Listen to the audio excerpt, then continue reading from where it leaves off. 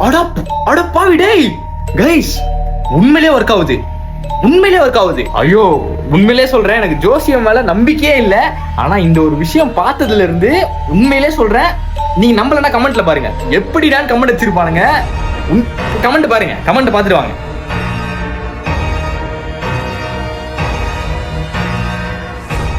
சொல்ல போறத கரெக்டா காது கொடுத்து கேளுங்க. கொஞ்சம் மிஸ் ஆச்சுன்னா கூட தப்பாயிடும். ஸோ அதுதான் சொல்றேன், கொஞ்சம் கரெக்டா பாருங்க. லெஃப்ட் ஹேண்ட் தான் யூஸ் பண்ணணும், ரைட் யூஸ் பண்ணக்கூடாது. லெஃப்ட் ஹேண்ட்ல தான் கரெக்டா அந்த ரேகை தெரியும்.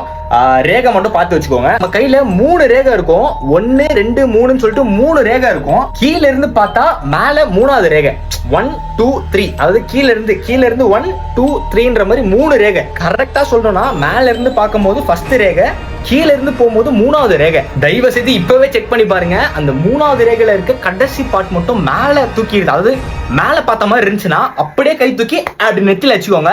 ஏண்டா டே ஏப்ரல் ஃபூலுக்கு ஏமாந்து போயிட்டு இருக்கிறான்.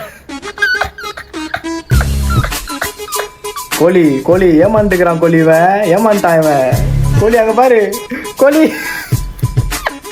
கோழியே சிரிக்குதுடா டே. ஏமாந்து போயிட்ட பரவாயில்ல விடு. உன் ஃப்ரெண்டையும் ஏமாத்தணும்னு நினைச்சேன்னா கமெண்ட்ல எப்படிதான் மட்டும் கமெண்ட் வச்சிரு.